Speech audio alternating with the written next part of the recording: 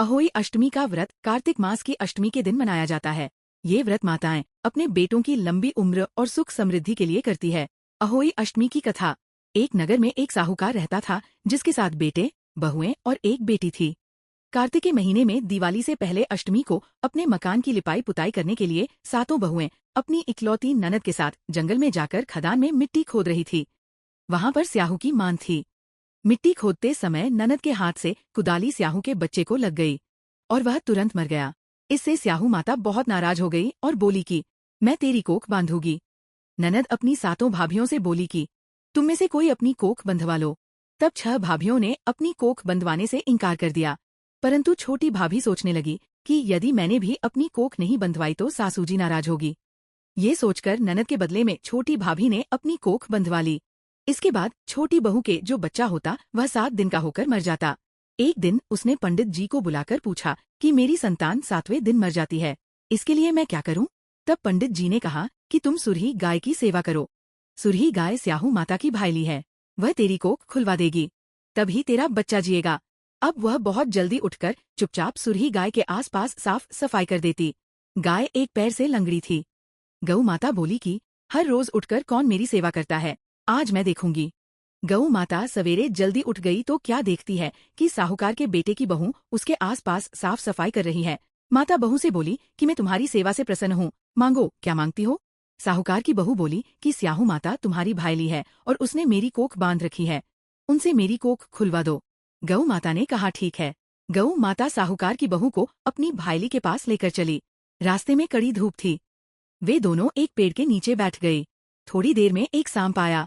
उसी पेड़ पर एक पंखनी के बच्चे को डसने लगा। साहूकार की बहू ने सांप को ढाल के नीचे दबा दिया और बच्चे को बचा लिया। थोड़ी देर में पंखनी आई तो वहां खून देखकर साहूकार की बहू को चोंच मारने लगी। साहूकार की बहू ने कहा मैंने तेरे बच्चे को नहीं मारा, बल्कि सांप तेरे बच्चे को मारने आया था। मैंने तो उससे तेरे बच्चे की रक्षा की है। ये सुनकर गरुड़ पंखनी बोली कि मांग, तू क्या मांगती है? वह बोली 7 समुद्र पार स्याहू माता रहती है, हमें तुम उनके पास पहुंचा दो। गरुड़ पंखनी ने दोनों को अपनी पीठ पर बैठाकर स्याहू माता के पास पहुंचा दिया। स्याहू माता उनको देखकर बोली कि आयो बहन, बहुत दिनों में आई है। बातें करते समय स्याहू माता ने बीच में कहा कि बहन, मेरे सिर में जुएं पड़ गई हैं। सुरही के कहने पर साहूकार की बहू ने उसके सिर की सारी जुएं निकाल दी। इस पर स्याहू माता ने प्रसन्न होकर कहा तूने मेरे सिर में बहुत सलाई फेरी है, इसलिए मैं आशीर्वाद देती हूँ कि तेरे 7 बेटे और 7 बहू होंगी। वह बोली मेरे तो एक भी बेटा नहीं है, 7 बेटे कहाँ से होंगे? स्याहू माता बोली मैंने वचन दिया है, वचन से फिरूं तो धोबी की कुंड पर कंकड़ी हो। साहूकार की बहू बोली कि मेरी कोख तो तुम्हारे पास बंद पड़ी है। ये सुन स्याहू माता बोली कि तूने तो मुझे ठग लिया। मैं तेरी कोख खोलना तो नहीं चाहती थी, लेकिन अब खोलनी पड़ेगी। जा, तेरे घर पर तुझे 7 बेटे 7 बहुएं मिलेगी। तू जाकर 7 उद्यापन करना, 7 होई बनाकर 7 कड़ाही करना। वह लौटकर घर आई तो उसने देखा कि 7 बेटे 7 बहू बैठी हैं। उसने 7 अहोई बनाए, 7 उद्यापन किए, 7 कड़ाही करी।